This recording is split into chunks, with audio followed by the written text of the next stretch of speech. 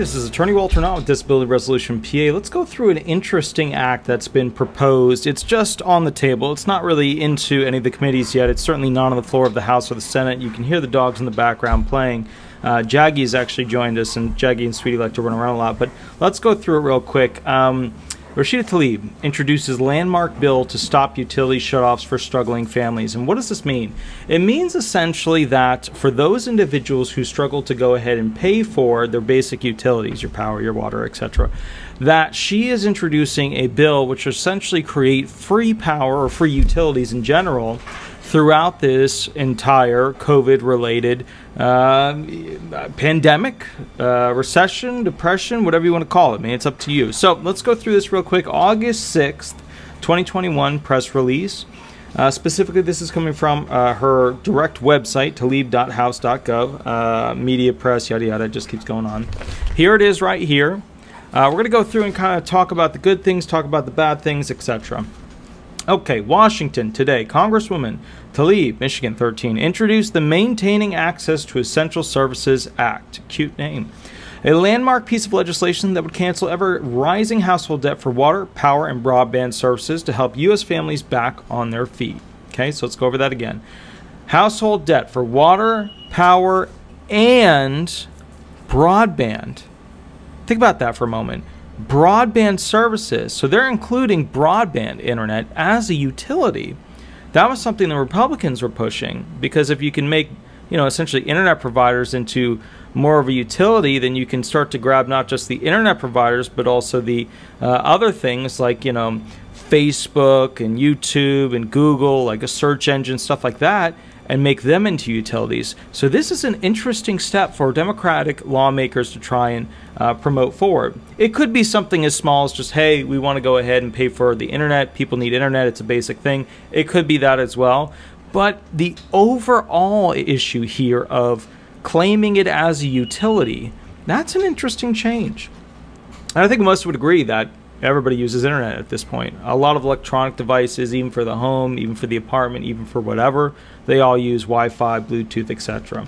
All right, let's go through this real quick. Providing a total of $13.5 billion in low-interest loans to public and private water utilities, which will be forgiven when the utility forgives household water arrears. I like this. I like this because it's not automatic that they get the money. I like this because the water company, the power company, the broadband company has to show proof that they've forgiven a debt before they get to use those funds. I like that. Providing $13 billion in low-interest loans to power utilities, which will be forgiven when the utility forgives household arrears. That's the power, so we're just going through the basics, yada, yada. So first one was water, second one's power. Providing $13 billion in low-interest loans to broadband utilities. So there's your internet, which will be forgiven when the utility forgives household arrears. Requiring loan recipients to suspend utility shutoffs and restore any disconnected service, suspend late fees and charges, stop the sale of household debt to debt collectors, stop placing or selling liens on households due to outstanding utility debt, and stop filing adverse reports on households due to unpaid utility bills to credit agencies. There's a lot in that paragraph. Number one. Requiring loan recipients, requiring the utility companies, to suspend utility shutoffs, to stop shutting off the power, the water, and the broadband, and restore any disconnected service. They should have put gas in here too, because a lot of people's houses still use gas in different parts of the country. And restore any disconnected service. They got to put it back on, suspend the late fees, get rid of the late fees, you don't get to use them, and charges. So basically, I guess they wouldn't get paid for their late fees and charges on top of things. They would only get paid for the services that were provided. So in that regard, they're still getting money, so it's like a trade-off. They could not get the money at all, or they could get this government money and get rid of their late fees and charges.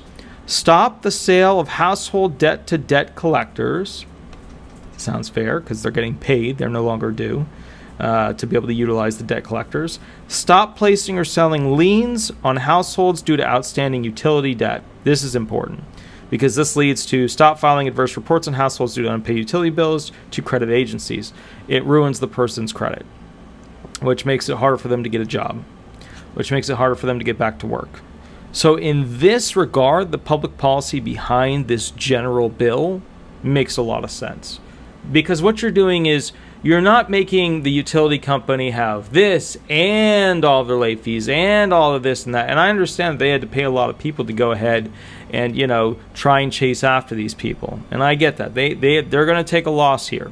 They are. Even if they get this money and then they use it and they properly get to receive it, they're going to take a loss. And I get that. But please remember, this is not for profit-based companies in the sense of a non-utility. These are utilities. They exist because what they provide is so basic and fundamental to the existence of a human being in America that we call the utility, because it's part of what we need to get through our week. And for that purpose, they either get some money to pay for the services they provided, but not money to pay for the services they went to use to go after people, charge them extra, all that stuff for not paying on time. So the public policy here is that, and it's a good idea, they're resetting the table, although the utility company takes a relatively small hit. The people, well, we'd have to see what's going to happen with all these things filed against them for creditors. I'm not hearing in here that they would essentially pull back any notices that they filed against the people. It just says stop filing adverse reports going forward. All right, so let's talk about this real quick. What are we looking at here?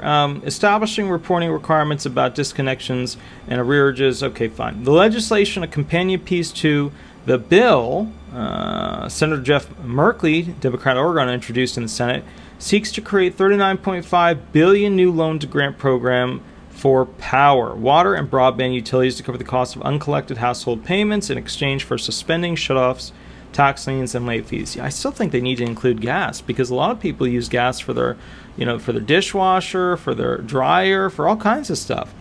Its introduction comes as millions of families continue to suffer economic hardship from the COVID-19 pandemic. Estimates show that people across the country are facing utility debt in the tens of billions. Well, if they're facing utility debt in the tens of billions, then why is only $13.5 billion going to be... Okay, so, okay, I see. $13.5 billion plus $13 billion plus $13 billion. All right, so that's like $39.5 billion, but all right, let's see if that's even enough here. As a direct result of the pandemic-driven unemployment crisis, with families of color disproportionately affected, they always throw that in. Everybody's screwed. It's not just people of color. And it's getting to the point where I think a lot of people are getting sick of hearing, like, we have to address this particular... There's more chronically homeless white people than any other group. Now, granted, there's more white people in America, but this, every time they put that in, it honestly, to me, is starting to be this repetitive cycle of not getting the real problem, which is that poor people of all color should have better options to go forward and make money. And I don't just mean like weird stuff, like, make a YouTube channel, try and make money, or try to sell stuff on Amazon. I mean, like, we need a better system overall. We need a better system where people can make money doing basic things. And we don't even use our digital infrastructure in the way that we could to make jobs that easy for people. And I don't even mean these things like where you take your phone, right? And you go ahead and, like, you fill out little, like, surveys and stuff, and you get paid pennies on the dollar. There's better ways to do this, but that's another video. Anyways, it needs to be where we look at all disproportionately affected, impoverished people, not just individuals of color. And that's the other thing, too. How do you even define that? How do you define color?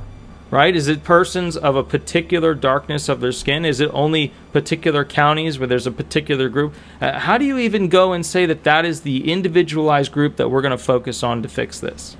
It's just poor people. If it's a black neighborhood with mostly black individuals, you're still going to find white people that are even poorer than many of the black people there. If it's a white neighborhood, you're going to find some poor black people there. We're not even bringing up the classic other individuals like Latinos having difficulty in this whole situation, or Asians having difficulty in this whole situation, or Indians having difficulty in this whole situation. Guys, it's not a color thing. Poor people are not poor because of the color of their skin. They're poor because they didn't have the education they needed to have some utility to some other thing, right? A company, a government, a farm, a whatever, to go ahead and make something, work product. That's what makes a person poor. Are you sure there's other things too? But that's the main thing, right? All right. And I'm getting sick and tired of seeing that, because I don't feel that people in Congress have a good understanding of how it actually is out there. I meet with homeless people every single week. I work with homeless people every single day. So more so than these Congress individuals that go stand on a podium in front of a bunch of people that might be poor, I actually work with the chronically homeless every single day, including the weekends. All right, so recent data also shows that more than 100,000 families in Detroit since 2014 have had their water disconnected because they could not afford their bills, which makes preventing water and other vital utility shutoffs a personal mission of Congresswoman Tlaib. All right, so this is obviously from her, by her district, her area, and then basically constant water shutoffs, etc., to her specific area. Utility shutoffs from water to power to broadband and internet leave our most vulnerable communities without essential life-sustaining services and are especially unacceptable during a deadly pandemic. All right, I want to point out, some people at this point are going to say, hey, internet is not, just a vulnerable community. It's not essential and life-sustaining. It actually is now, because in order to apply for most things, like a job, like a government program, you have to physically go online and do it. Oh, no, you just get the form. Well, how'd you get the form and print it out? You had to go online. Oh, I called them up and they mailed it to me. How long did you have to wait, right, for the government to mail you a form? Well, a month? Month and a half? 2 months? Maybe a week. Maybe a week. Maybe a week. Wasn't the next day. We know that. Utility shutoffs. All right. So many of us have eviction protection on our minds right now. A new study. Families through affordable energy. Let's see. Income Michigan families pay more than 30% of their household income on utility bills alone. Creating a direct path to debt and eviction makes the issue that much more pertinent. We have to break the cycle and ensure folks can keep their lights on, their water running, and the roofs over their head. I'm so grateful for the continued... All right, so the roofs over their head is not part of this bill. This is not a rental assistance bill. I'm so grateful for the continued partnership of my House colleagues and the Utility Justice Coalition, who have fought alongside us every step of the way to end the injustice of utility shutoffs in this country. Joining, so that's just right there. That's just, glad handing stuff. I want to thank my bosses and my, co-politicians and, joining the legislation's introduction in the House as original co-sponsors are. And then they just list a bunch of people. Let's see, you've got Illinois, Arizona, New York, and California. It's also garnered the support of a number of advocacy organizations comprising the Utility Justice Coalition. I am a little saddened to not see Republicans on this one, because this bill does make sense. And I want to point out that Republicans push for, it seemed like for a while, too much of hyper massive capitalism. We're talking the Walmarts, we're talking the Home Depots, we're talking the Lowe's, etc. And that was the push. Not that any of those companies are like, evil. They just work within the system that exists. And the thing here is, Republicans are very financially aware of things work. If we were to go like, okay, Democrats and Republicans, if we were to be like, well, who understands money, right, and how to make more money better, we would definitely put Republicans across the board in that pile. Nobody would question that. I mean, maybe some Democrats would be like, oh, no, the richest people on earth are Democrats. Yeah, but remember, it also is fashionable right now to be a Democrat. And especially with somebody in their position, they want to keep doing what they're doing to keep making what they're making. So, let's call it like it is. Most business owners, they're going to fall into, Republican arena. They're going to fall into financial understanding arena. If you disagree with that, that's totally fine. But from what I've seen, and you might live in a state that's just, everybody is Democrat, and that's fine.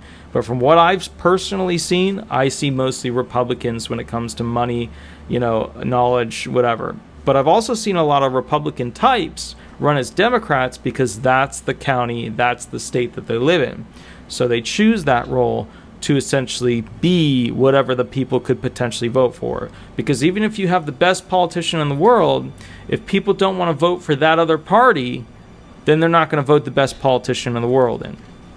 All right, let's keep rolling here.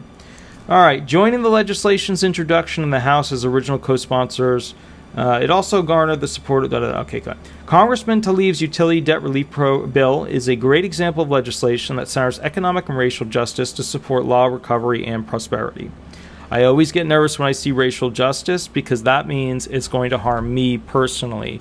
Somebody who's had larger student loans than any other person, somebody who's had larger difficulties, more bad luck, if you will, having to apply for programs than any other person because I'm a white male. So whenever I see racial injustice or racial, and to me it's racial injustice, but whenever I see racial justice, we can address county areas. We can address town areas that have low income, and they can have particular groups of people in them. But at the end of the day, what this comes down to is a cultural problem of that area. The culture of a Latino person in California is different from the culture of a Latino person in New Hampshire.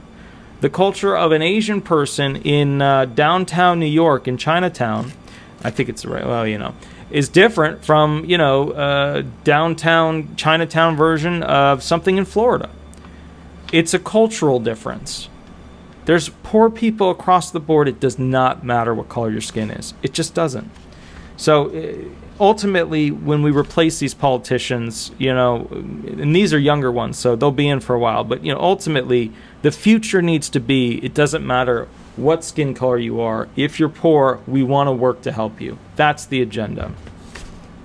Low-income communities and communities of color in Detroit continue to be impacted by systemic racism, pollution, and the COVID pandemic. How can investor-owned utilities make record profits while our families struggle to pay monthly bills? We cannot build back better if we leave the most vulnerable behind. All right, so build back better, that's a phrase, that's a catchphrase. How can investor-owned utilities make record profits? So now she's playing both sides. How do we help the people? How do we make the utility companies make more money? Well, we get the people back to work so that they can pay for the utilities. But then just a couple paragraphs before that, Michigan families pay more than 30% of their household income on utility bills alone. So she's selling one side up here, which is, oh, it's way too much charge for utilities. But then down here, how can investor-owned utilities make record profits with our families struggle to pay monthly bills? So how can the investors make money? Ah, this is terrible. We need to get them paying their bills. Let the government pay for this time to get them back on track. Makes sense. Then we flip to the other side. Oh, but that's still too high. 30% of their income goes to that. You see how there's some playing of both sides of the field here? Not just as an organizer with solidarity, but as a consumer and a resident of Highland Park, I know how important it is that our communities get some kind of debt relief for energy, because when you're without power or you're worried about being shut off because you don't have the finances, you're constantly in stress. I want to point out something here that these politicians don't understand that well. And it's not a lot of people don't understand this. Disabled people, poor people, people who are mentally unsound, even some retired people. In Florida, there's an issue where there's just not enough housing. And in Florida, there's an issue where people will buy an RV, put it on a plot of land, and then basically you'll get these like Gestapo-esque tactics from individuals coming and trying to kick them out of their RVs, which county enforcement, things like that. That happens a lot. And the problem is not that the person saved up enough money to get an RV. The problem is not that the person is trying to live on a plot of land that they might own or they might rent. The problem is that they were put in that position to begin with. Think about that. How many people are in that position? A lot of people. How much extra land is there now to find a spot to hide an RV? Not as much as there used to be. Think about that. I've been there. It's not that I didn't want to pay the bill, it's that I couldn't pay the bill. And it was the worst when I was raising my children. Parents need to know that when they need that gas, lights, heat to take care of their families. All right, so now they're mentioning gas. So I've got to go read the specific bill because they might have included that. But from what I'm seeing from these bullet points on this sheet, it's not in here. So, you know, what you get on these is sometimes like, hey, you know, we'll put in a nice quote. But the quote isn't actually part of the coverage that the bill is intending to cover. Once again, I'll read it again. Parents need to know when they need that gas. Right? It's not in this bill. Lights, heat to take care of their families, that it's there, and to know that our elected leaders have the power to make that available. We need them to take the stress off. With the rapid spread of the new COVID variant, we are living the resurgence of the utility shutoff tsunami that disproportionately harms communities of color. Stop putting that crap in this. You know better. You knew better, and now you got dumb just out of nowhere, and now you're putting in stupid crap again. It's everybody. It doesn't matter what color skin you have. It's everybody. I dare you, hop in your car, if you have one. Go for a drive to a poor area. Then go to another poor area. You know what you're going to see? People of all different color skin that are chronically homeless. Congress must include Rep. Tlaib's bill in the reconciliation package to ensure that no family is cut off from access to the basic human rights of power, water, and broadband. Notice they didn't put gas, right? They didn't put that in there. It's outrageous that private fossil fuel utilities control access to these public goods. Is it? They've got to dig it out of the earth. We need to massively invest in public community and rooftop solar solutions to stop... Rooftop solar solutions, okay? All right. So before we were selling the idea, how can investor-owned utilities make record profits while our families struggle to pay monthly bills? Now we're throwing those investor-owned utilities under the bus, and we're now selling public community and rooftop solar solutions. That's not the solution. Fusion is the solution. Thermos, bottle, fusion. Not solar panels, fusion. Go look it up.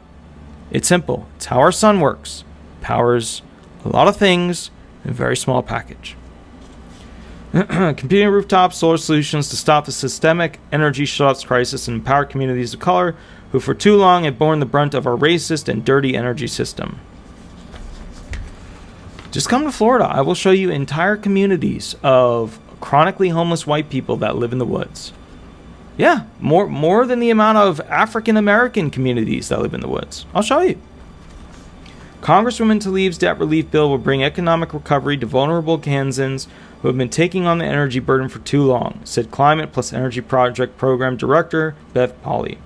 The Climate Plus Energy Project knows we cannot pursue a just transition while so many Kansans are struggling. We need to continue to address the energy poverty crisis by implementing equitable energy efficiency and community solar programs with impacted community leading the policies and program implementation. Kansans need to have their basic needs met in order to organize for long-term climate solutions. Okay, so they're talking about the heat domes, they're talking about the this, that, etc. All right, that's fine. All right, so let's keep rolling through this thing. As the COVID-19 pandemic rages on, it is more essential than ever that people have access to water, electricity, and broadband service. This bill is a critical first step to support low-wealth families and communities of color that have borne the brunt of, just say low-wealth families. That's all you need, low-wealth families. And communities of color that have borne the brunt of compounding threats of utility shutoffs and poverty. And I just want to point something out. People become state-limited mind thinkers, right? Their ideas, they're just based right in their state. But people don't think my state might be completely different than another state. Perhaps Alaska is different than California. Perhaps North Dakota is different than Florida. That's what upsets me about these claims of communities of color, is that there's poor people across the board. And some people are, oh, no, there's way more poor, da-da-da-da-da. But that is a culture-related issue about having capability to create work product to go ahead and have a good paying job. Now, yes, are jobs in those areas not good? Absolutely. But that is a geographic community problem, not a community of color problem. The color of their skin should not be the thing that we try to legislate that defines what their, community quality of, culture could be. They're people. They're human beings, just like everybody else. The culture of that geographic area needs to change along with the jobs available for those people, which it is. All these new digital jobs, etc., it changes the landscape. But if you don't have strong if you don't have strong technology options, if you don't have strong, platforms where people can buy cheap laptops to go ahead and do jobs from home, things aren't going to change. These are things. All right, look, let me ask you this: what would be more helpful to an impoverished, chronically homeless community? Would it be A, throwing money at them for the moment, and then for the next 10 years, that's it. They don't get any more, you know, but for 6 months, they got money. That's not going to fix it. Better education, cheap electronics, jobs that hire people from home using their laptops. That will literally change the face of a chronically impoverished area immediately, because people will be able to afford a space to live and use a laptop and their voice to make a difference by creating work product. All right. This bill would direct sorely needed federal funds towards our water systems. Sustained long-term federal investments in our infrastructure are necessary to ensure that everyone has access to clean and affordable water. Families across the country, even though they're using taxation on some of that already, hey, you know, heaven forbid they pay it back in. Families across the country have accrued billions of dollars in water debt during this pandemic, and now as we are in the midst of another COVID surge, they're suffering water shuffs, a life-threatening injustice that must be stopped. So here's why that's even more of a life-threatening problem than a loss of electricity. A human being can survive without electricity unless it's a high-temp, low-temp area, right? But they can't survive without water. Communities urgently need the Maintaining Access to Essential Services Act to keep the water, power, and broadband on and forgive crushing household utility debt. We applaud Representative Tlaib for her leadership on this legislation. Internet service is an essential utility not only in emergencies, but all of the time. So now we're into internet. With COVID cases on the rise again, we don't know what the coming months hold. But even if kids can go back to school and people can go back to work, an affordable internet connection is still a must. And here's why that's important.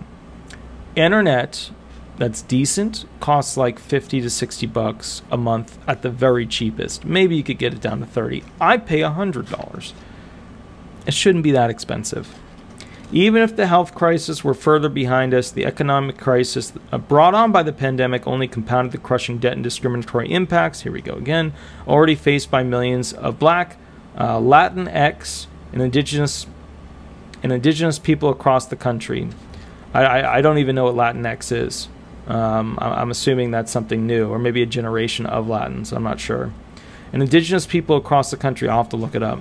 Free press actions thanks Representative Tlaib for introducing the House version of this important bill to keep people who are unable to pay for internet services from getting disconnected today or drowned in debt down the line. We are experiencing two global pandemics, the COVID-19 pandemic and the climate crisis. Well, I think a financial crisis would be a good third one to throw in there. Rep. Tlaib's debt relief bill will bring necessary relief to the many Georgians facing economic hardships and mounting utility debt, said Cody, blah, blah, blah. According to the U.S. Bureau of Labor Statistics, over 4 million Georgians are facing unemployment. That's a lot. As people of faith, Georgia Interfaith Power and Light believes this bill is both the moral and equitable action to take for all Americans. We cannot truly combat the climate crisis and COVID-19 crisis when people are concerned about having an air conditioning, heat, water, or gas system. Once again, gas is not included in this bill, so far that I've read. Adequate, affordable housing is a human right, and affordable utilities are an essential part of that. Energy, once again, affordable housing, not included in this bill. Energy infrastructure doesn't just mean the power lines above us and pipes below us, but the ability for every American to get those utilities in their homes reliably and sustainably. Okay, reliably, it'll work every time. Sustainably, we can afford to do it, they can afford to do it. We need Rep. Tlaib's Maintaining Access to the Essential Services Act to ensure the health of our families in their homes and prevent the evictions of homelessness that could spike further the already exploding Delta variant of the COVID pandemic in our most vulnerable communities. Without this bill, any larger infrastructure action that Congress takes will be incomplete. I agree. There's so many things that infrastructure bill covers that have nothing to do with the immediate and direct needs of the American people. Low-income New Yorkers average $1,000 in utility debt, even as they struggle under the effects of the pandemic, said Adam Flint. This legislation will help thousands of our neighbors who already suffered from a crushing energy burden prior to the current crisis. Rep. Tlaib's debt relief bill is an important step, which should be followed by a Green New Deal to address the housing, employment, and climate crisis our communities face. Well, first of all, we can't afford a Green New Deal.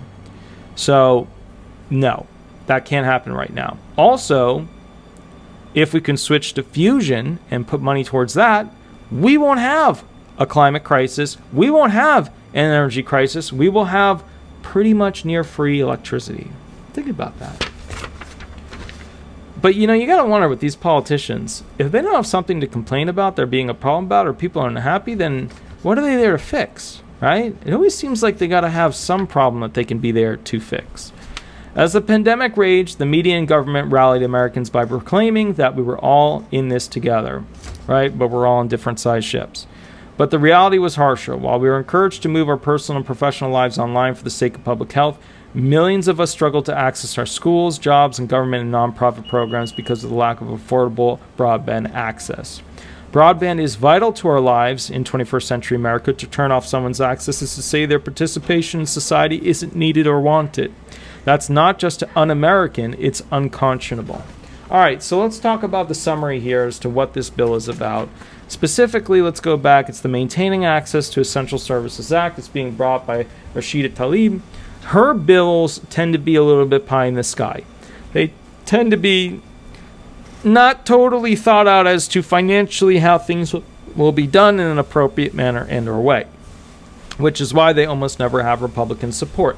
However, the problems that she's trying to address are real problems, and they're usually, the Republicans don't spend a lot of time looking into how to fix these in an appropriate manner.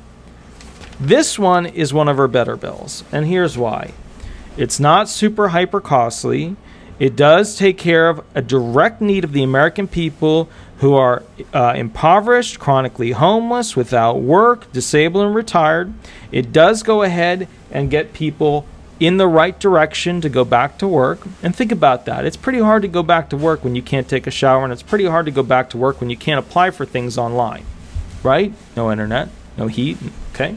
So kind of the bottom line here is that this is one of the things that should have been at the forefront of all of those things going on for this whole infrastructure bill. This should have been one of the things at the top of the bullet point list for all of that. So kind of the bottom line here is, guys, I expect there to be more Republican interaction on this.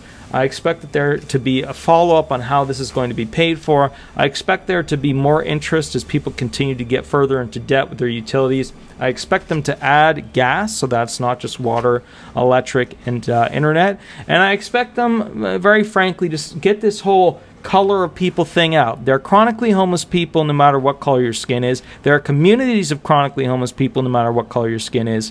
That is not the solution. Fixing that geographic area where there's a culture problem and a systemic problem of not having jobs for those people because the education isn't there, the technology isn't there, that is how you fix it. You don't just say, well, we're going to fix the people of color's problems first. You have to fix everybody's problems. And you know why they haven't? Because they don't have a solution for it yet. They don't. They had the same problem in the 70s. They had the same problem in the 80s. The same problem in the 90s. You think surely they would have figured it out by 2000. But at 2021, they still don't have it down or even a means by which to fix it. All right? My name is Attorney Walter Knott. I'm sure there are things in this video that you guys disagree with, but please take a moment and think about it. Take a moment and digest it and say, okay, why is he wrong, right? Say, why is Attorney Walter Knott wrong and why am I right? And then try to prove why you're right with different communities around the United States. All right? My name is Attorney Walter Knott. You have an absolutely wonderful day and we'll go from there. Thanks so much. Bye-bye.